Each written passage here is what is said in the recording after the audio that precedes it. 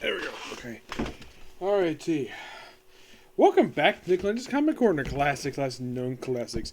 This is episode number 1507, 1582, and Doubleshot number 1476.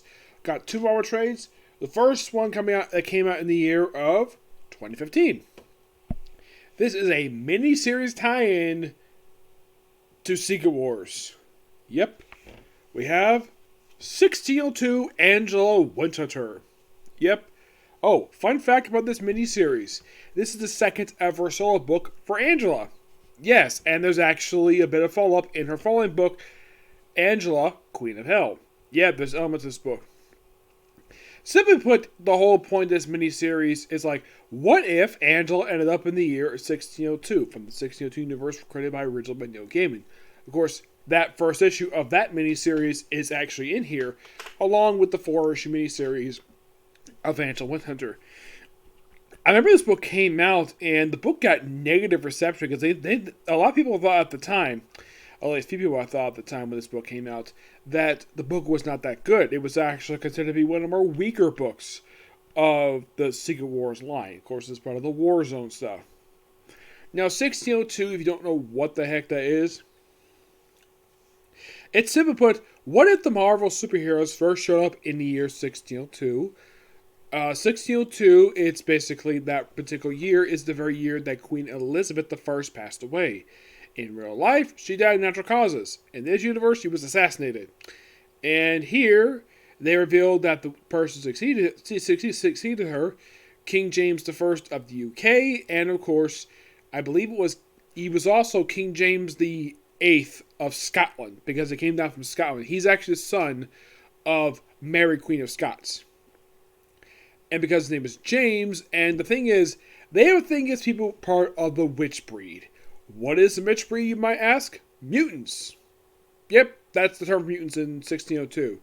So, they figure out because his name is James, the whole thing witch breed, it turns out he's actually this mini-series version of Wolverine. Because he spouts like claws. And Angela's job is to hunt down witch breed. She doesn't really do like that at all. Mostly just follows her around with little investigations. It's a good miniseries, and the miniseries is done by Margaret Bennett, a writer who I've actually met. A very good person. She's also wrote one of the best Batwoman books. She wrote the better Batwoman book, not the one that done by Mark Andreg. Oh no, this one was a heck of a lot better. That I kind of felt that it was one of those series DC should not cancel.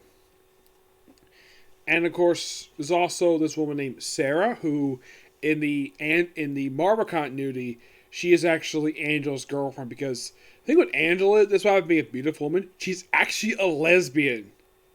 Yes, seriously, she's a lesbian.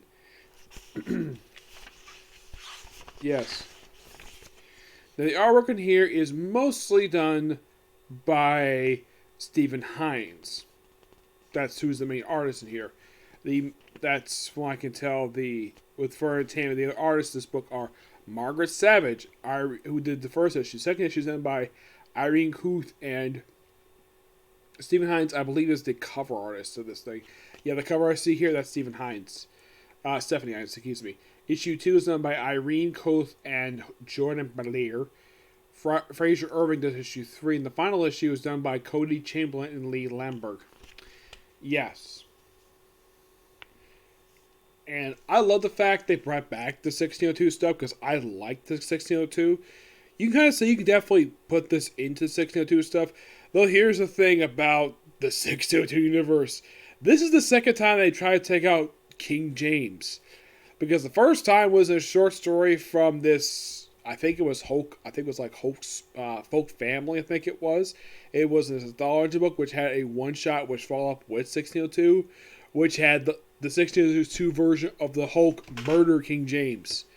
So King James been killed twice. Who would have thunk that? Let me show some material work. Excuse me.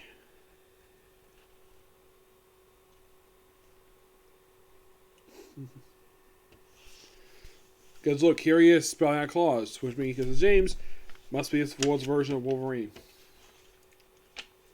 Now, there's no mention in the book itself. It's Sarah and Angela are lovers like they are in 616. Yes, the thing with Sarah is Sarah was Angela's girlfriend, and then at the end of her third solo book she had, they stopped dating. And there was also this weird thing that happened in the Guardians of the Galaxy book that was never mentioned again after a brief conversation between her and Gamora, where I believe it was Gamora who proposed to. She says she has basically Gamora asked her to marry her, which this went absolutely nowhere. Seriously. And Angela had no idea what the heck Skrulls were when she first saw them. Well, there's a good reason for that. She's originally from the Image comics. She was a Neil Gaiman character. Neil Gaiman sued Todd McFarlane for this character. He won and sold the character to Marvel Comics, who Marvel's done some stuff with her. Of course, after this, we had the Angela Queen of Hell book, which I will eventually review that at some point. I give this book a 9 out of 10. Just a damn good book. The thing I think was the best thing about this book, in my opinion, was the artwork was really good. This looked like every issue of different artists was actually pretty good. Alright. Next up it is Marvel Legacy Companion, coming 2 years later. Yeah, this is a series of one-shot revivals that Marvel did as part of Marvel Legacy in the year 2017. We have Darkhawk 51, Master Kung Fu issue number 126, Not Brand Edict, number 14, Power Pack 63, and Silver Sable, and the Wild Pack number 36. Now, some of these books people may have heard before. You're probably thinking, what the heck is Not Brand Edict? It's a comedy book that's similar to a What If, but it's kind of implied to be canon in the Marvel Universe, but it's kind of hilarious. Now, that book has had many different artists on it. Yes. Now, the first story you have... Not Brand Edict had... Get this. These were your writers for this issue. You had Nick Spencer, Jay Ferguson, Katie Cook, Christopher Hastings, who was the writer for the Gwenpool series, Nick Kircher, Ryan North, and Chip Zdarsky, with artwork by Scott Kublish, Jay Ferguson, Katie Cook, Guerrero, Brian Kurilla, Erica Henderson, and Chip Zdarsky. Now, the first story in here is actually Power Pack. Yes, Power Pack. Now, regular long-time comic fans know who Power Pack are. Which, yes, they were a group of 4 siblings who have powers, who at one time encountered the X Factor group, and you might think, are they actually considered mutants? Not really, no. If you're curious as to who created the Power Pack, it was Louise Simonson. Yep, she was the original writer of the group. Yes, she was. Yes, and why is it 63? Because the original comic lasted for 62 issues originally. Yep, it was created by Louise Simonson and June Bergerman. Yes, 2 women created the Power Pack. Which, don't hear that very much. And they first showed up back in 1984. They've developed a couple different crossovers. They've been involved with Mutant Massacre, and they've also been involved with Inferno. Yeah, which during the course of Inferno, it got really hot because, well, Manhattan got thrown in limbo. Now, it's simply put for the Power Pack issue, that is simply put basically what they're up to in current day. Of course, the issue is done by Devin Grayson.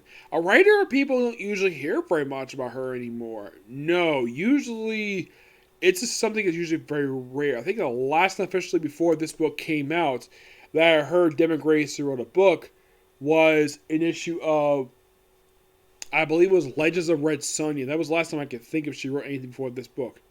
It's a pretty good issue. Now, what about the Darkhawk issue? This feels like something that's basically in modern day. Of course, it's been years since the original Darkhawk book. And from Darkhawk's perspective, this probably, I think it's also the first time he's been featured since, I think it had been since the Nova book, if I'm not mistaken. Let me take a look about that here. I think Nova, when it didn't have Annie Lenning, I think that was the last time officially that Darkhawk was featured. His real name is Chris Powell. He was created by Tom DeFalco and Mike Manley. Yes. Actually, no. Noah was not his last appearance. And this will surprise you. Heck, even he was surprised the fact he got involved with the stuff related to this book. Like, after, like, his previous appearance before this was in, this will surprise you. He last appeared in Avengers Arena. Yes, this awful book, Avengers Arena. Which at the time this issue came out, it had been 4 years since his last physical appearance in the comics. Yes, 4 years. Then, of course, he got involved right after this with the Events Infinity Countdown, which had a mini-series part of it. Yes, now, I think this particular one-shot was really good. I kind of think they should have done an ongoing series for Darkhawk, given the fact that he actually is a really good character, but nope, they didn't. They did a mini-series for him. And currently, they're doing another mini-series for him, which I believe that one is kind of part of the numbering. I'm not sure, but I think it is. Because part of this, the last time Darkhawk had a comic book was actually as a tie-in to, I think it was Annihilation. I believe it was Annihilation Conquest, if I'm not mistaken. I know he was part of the Realm of Kings stuff. I don't think he had a crossover with that. No, I think it was, I think it was War of Kings, yes. He had a mini-series War of Kings, but that's it for him prior to this. Yep. Now, what about the other stuff in here? Well, now in the case of the Darkhawk one, that is actually done by Chad Bowers and Chris Sims. Really good writers. Silver Saving Wild Pack 36. This is done by Christian Faust, with artwork by Paulo Siqueira and Jose Luis. Oddly enough, when it comes to this book, there's no Wild Pack in here. If you're curious, though, what the heck Wild Pack is, it was a group that Silver Sable formed, and this is her own group of mercenary, old team of mercenary that basically work for her, while she is technically a mercenary herself, and they're the ones that she pays. The client pays her, and she pays the Wild Pack. At one point, the Sandman was part of the Wild Pack. Yep. Now, of course, she did have an ongoing series back in the 1990s, just like Darkhawk did. And her book actually got canceled after the events Onslaught. In the case of Darkhawk, I believe this book got canceled before Onslaught, if I'm not mistaken. Yes. Not Brian Enoch. Its last issue was published back in the 1970s. Actually, it was the 80s. Yes, the 80s was the last officially that there was comic published for that. Okay, so I've talked about all the rest of these books. So what about Master Kung Fu? You will not believe who wrote this book. CM Punk. Yeah, seriously, CM Punk wrote this issue. It's called Shang-Chi's Day Off. It's basically what he does on his day off. It's a fun issue. And sadly enough, this was the last CM Punk. This is the last comic book that CM Punk ever wrote. Because as far as I know, he hasn't written anything in like 4 years. And I think he might have time, despite the fact he's back in wrestling again. Yes, I actually did see. Like, it blew up big, like, last month when he basically made his return after 7 years away. Like, I watched the video a lot. It is awesome seeing that return. In Chicago, of all things, his hometown. Yeah. And the artwork for that issue is for the Master Kung Fu. That's done by Doubleshot. Yes. Marco Krista does, well, Power Pack. And this actually is really good. With this one, I like to see an ongoing series. Well, they did have miniseries recently as part of the Awful Outlaw stuff. But I'm fine with the miniseries. I mean, here's Kung Fu, Master Kung Fu. Shang-Chi himself has actually currently got an ongoing series, so don't worry about that. And actually, here's the thing. CM Punk, I believe he was definitely the perfect choice to write this character. Yes, it's too bad at that point they didn't give him an ongoing series, but currently the book is written by the writer of New Superman. Yep, it's just a really fun book. Nah, Brian Enoch, I don't think we need this book ever again after. It's just a good one-shot revival. It's the only book I can see aside from... The only book I can see I couldn't see it possibly as an ongoing series. Not really, no. It's just a funny book. Silver Sable. Now, I love this cover. This is basically a nod to an old Jim Steranko cover featuring Nick Fury. Now, would Silver Sable herself be good for an ongoing series? Because what way this issue was put out. In my opinion, no. I don't think she needs one. A mini-series I wouldn't mind because she's just a cool character. But an ongoing series, the way stuff is now, I don't think it would work. No. It's not because she's a woman. No, that has nothing to do with that. It's just that Silver Sable is not that big of a character.